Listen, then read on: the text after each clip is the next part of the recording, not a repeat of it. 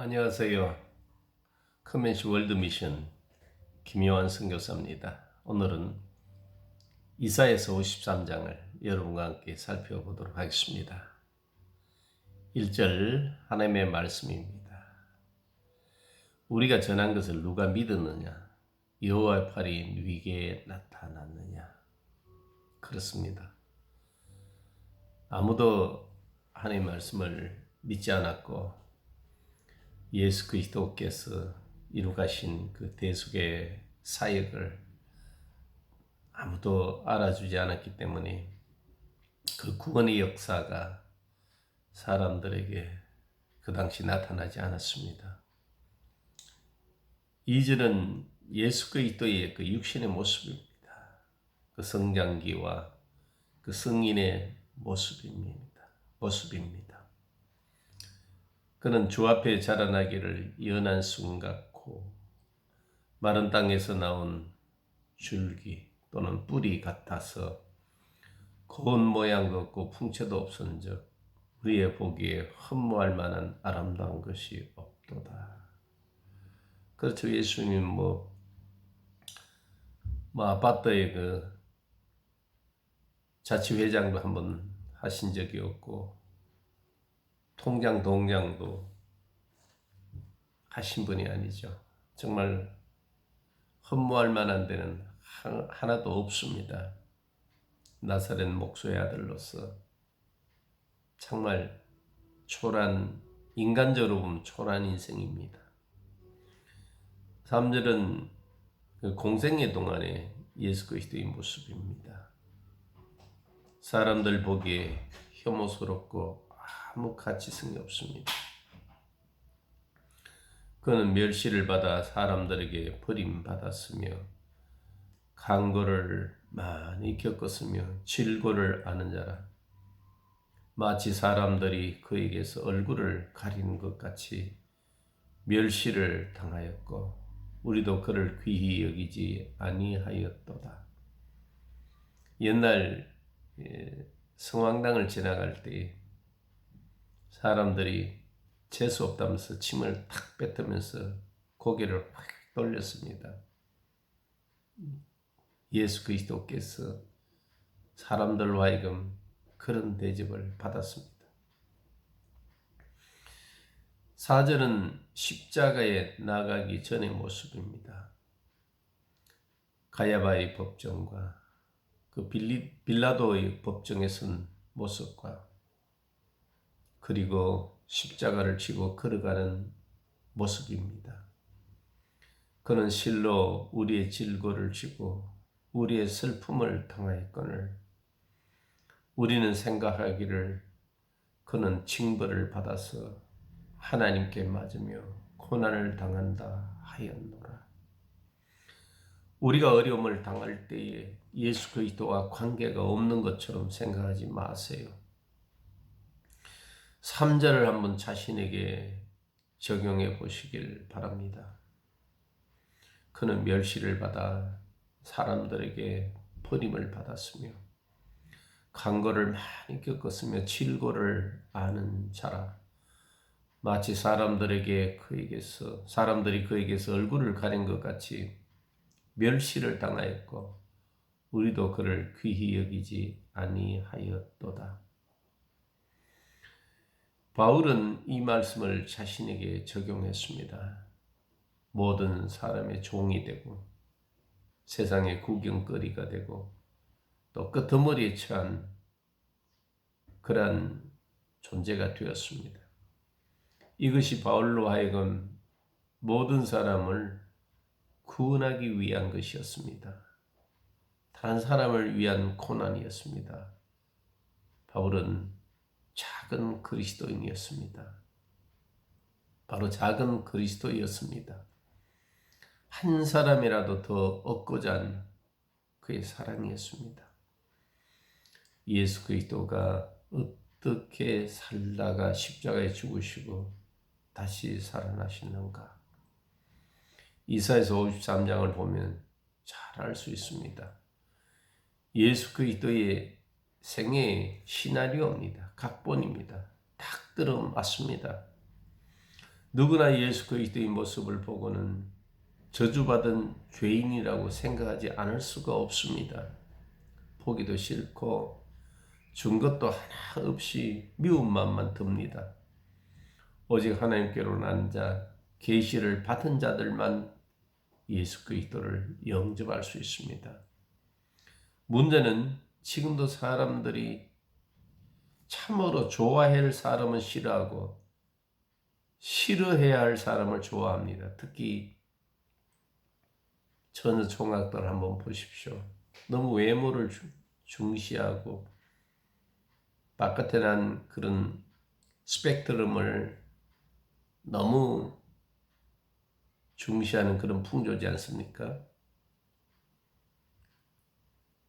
5절 말씀은 우리가 너무 잘 아는 말씀입니다. 그가 찔림은 우리의 허물 때문이요 그가 상함은 우리의 죄악 때문이라. 그가 징계를 받음으로 우리는 평화를 누리고 그가 채찍에 맞음으로 우리가 나음을 받았도다. 우리 외에 누가 이 말씀의 혜택을 받을 수 있을까요?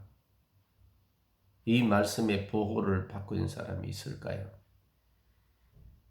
예를 들면 폭탄이 떨어졌는데 지휘관이 자신의 몸을 던져 폭탄을 덮어서 부하들의 생명을 보호하는 모습입니다. 우리 주 예수 그리스도 그분이 다 뒤집어 쓰고 가버렸는데 무슨 염려가 그리 많겠습니까? 이렇게 말씀하신 하나님이 그대로 실천하셨습니다. 그분의 집념이 어떠한가를 알 수 있습니다.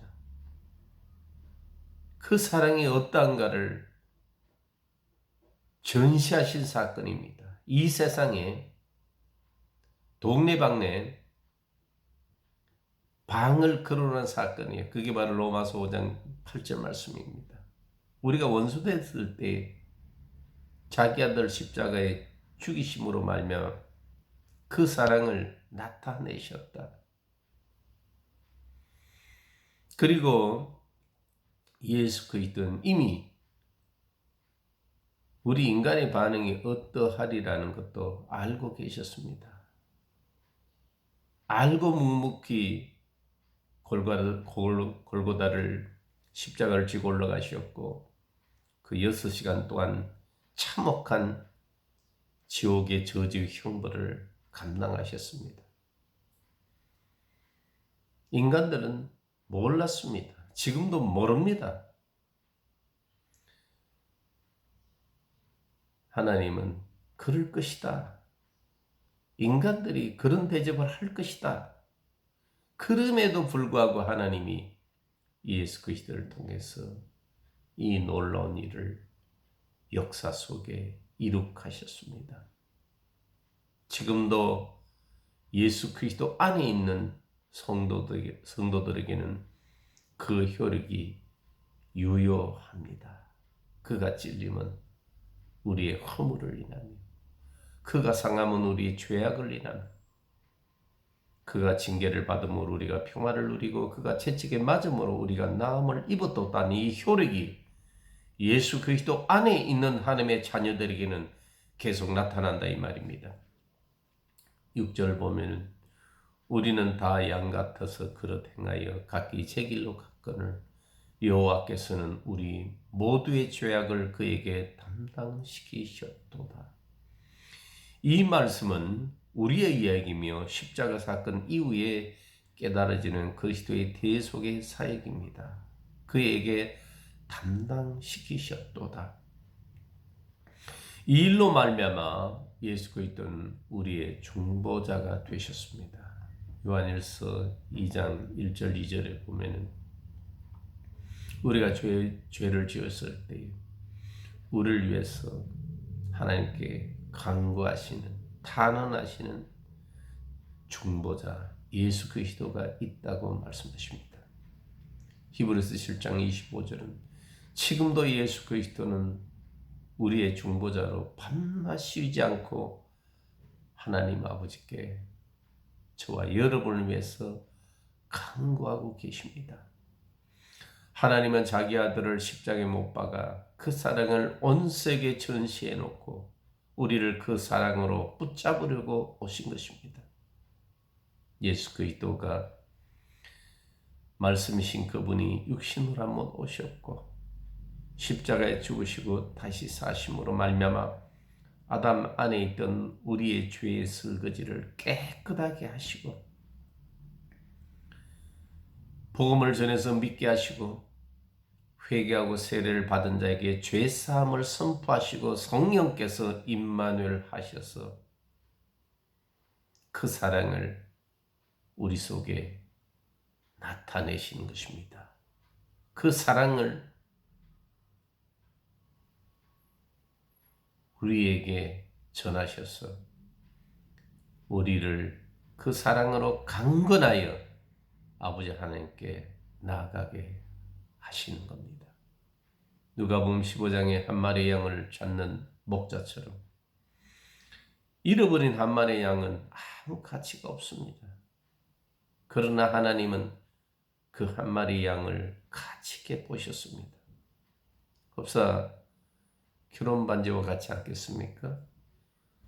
가난해서 결혼할 때 은반지를 주고받았는데 다른 사람이 볼 때 그 은반지 무슨 가치가 있겠습니까? 그러나 본인들에게는 엄청나게 중요한 거죠.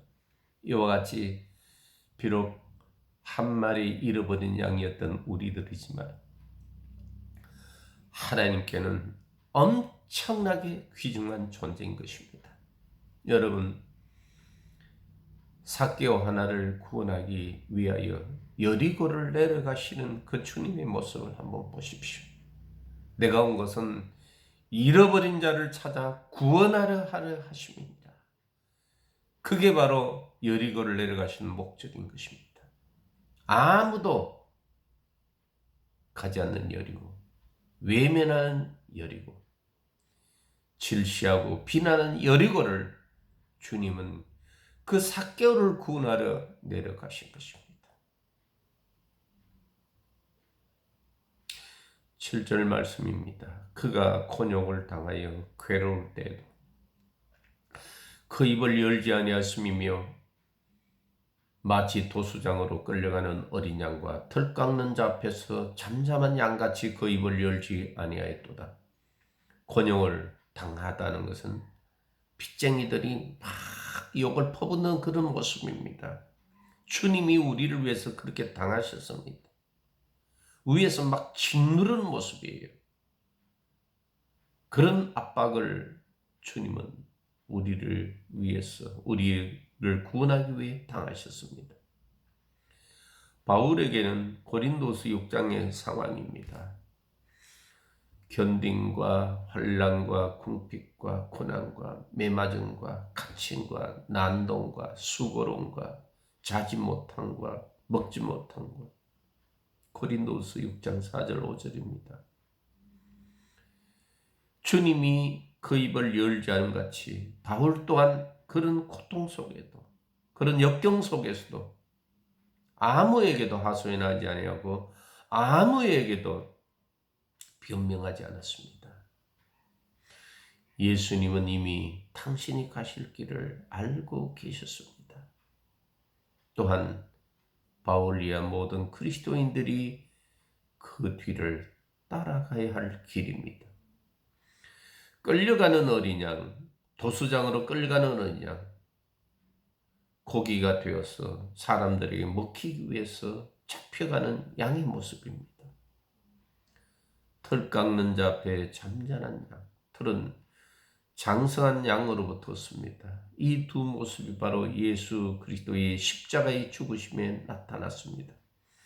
그 결과 예수님의 살은 우리 양식이 되어 먹고 살라고 주시고 그 옷은 우리가 입고 하나님 아버지께 나아가는 의의 옷이 되라고 주님은 벌거 보셨습니다. 빌라도 법정에 홀로 서 있는 예수님 모습, 십자가에 외로이 고통스럽게 달려있는 그분의 모습을 생각해 보십시오.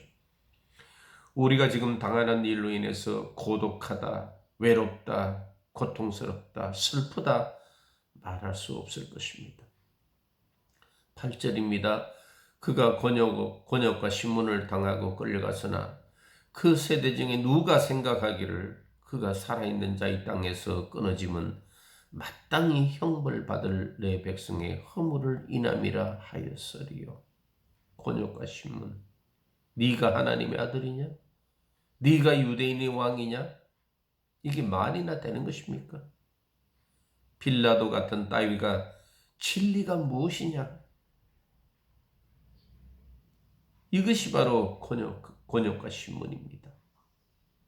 여러분, 옛날 전직 대통령이 일개 판사 앞에 서 있는 모습을 한번 생각해 보십시오. 그들은 죄를 지어서 그렇게 된 것이지만 우리 주님은 죄 없는 하나님의 아들, 하나님이 죄인들에게 온갖 고초를 당하셨습니다.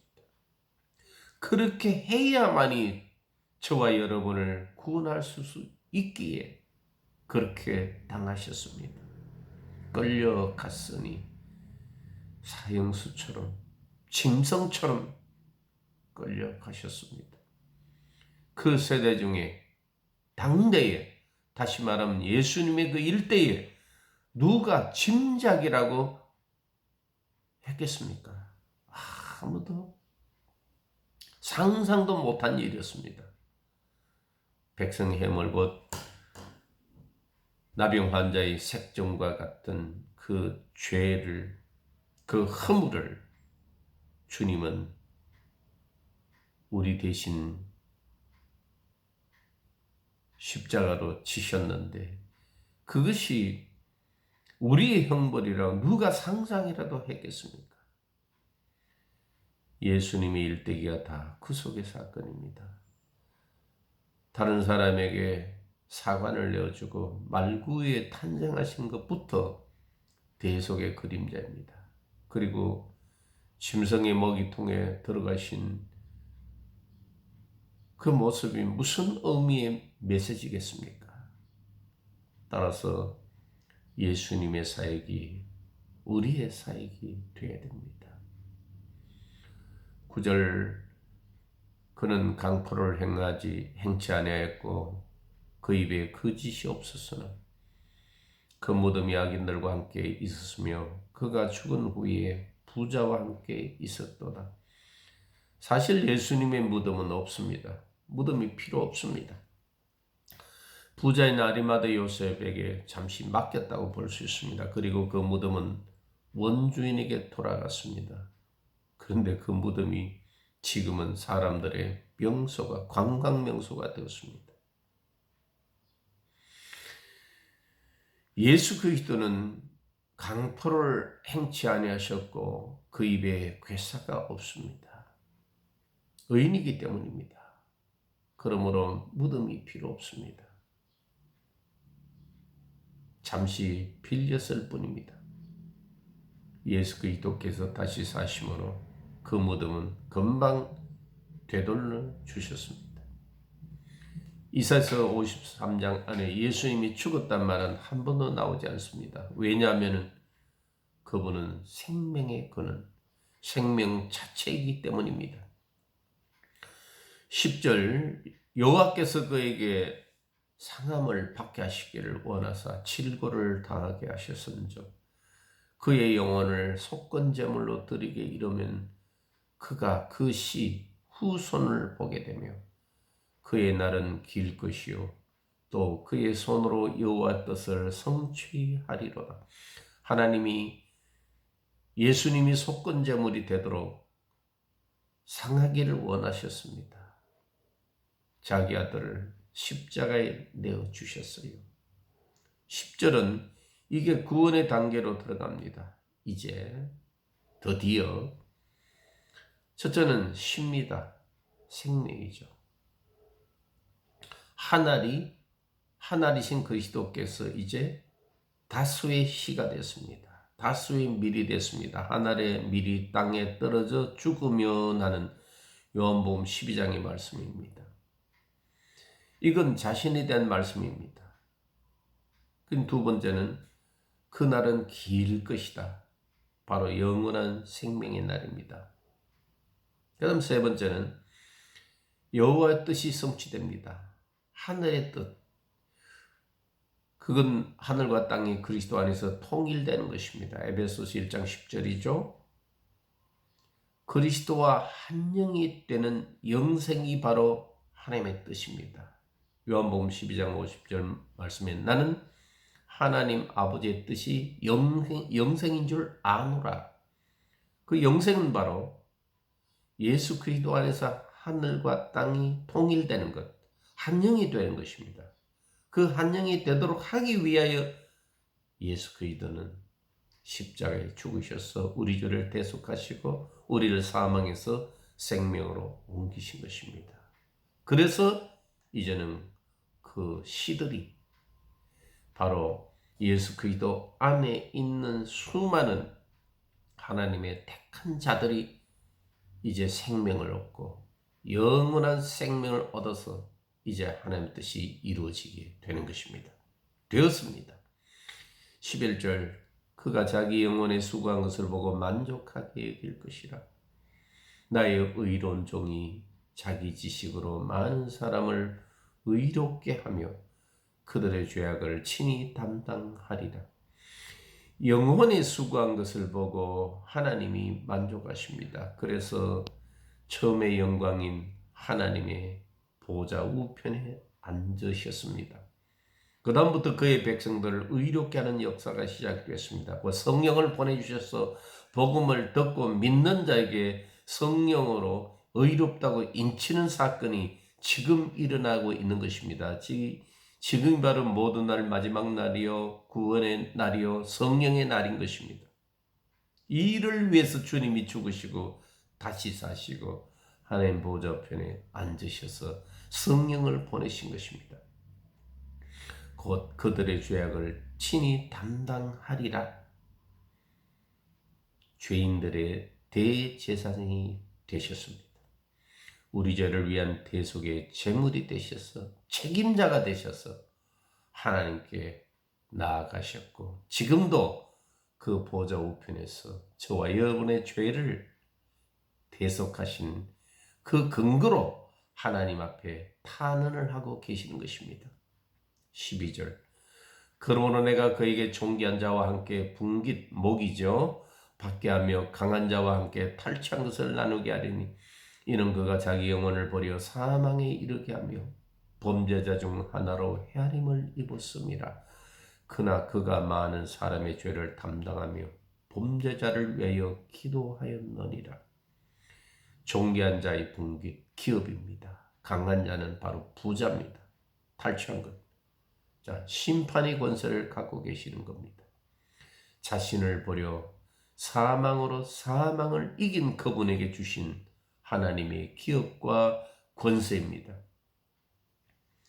모든 입술이 그를 주라고 시인하며 모든 만물이 그 앞에 무릎을 꿇고 그가 모든 만물의 주라고 왕이라고 시인하고 있는 것입니다. 예수 그리스도를 사망으로 집어던진 사람들은 주님의 대속의 은총과 하나님 보좌 우편에서 친히 간구하신 그 혜택을 받을 수 없습니다. 그러나 주님을 대속의 제물로 자신의 죄를 위한 대속의 제물로 보는 사람의 운명은 완전히 다릅니다. 그분을 자신의 대속의 제물로 보는 자들을 위하여 주님은 지금도 기도하십니다. 그리고 사람이 주님의 그 타는 중보를 받고 있느냐 받지 못하느냐의 차이는 엄청납니다. 로마서 8장 31절 이하에 보면 누가 하나님이 이를 위하시면 누가 대적하겠느냐.